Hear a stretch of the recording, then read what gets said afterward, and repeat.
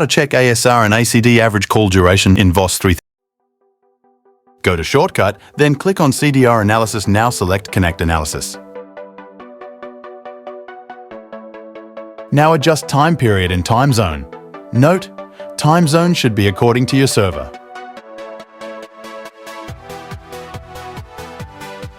After adjusting time period and time zone, click Filter. You can see call details of every IP in front of gateway ID you set on that IP.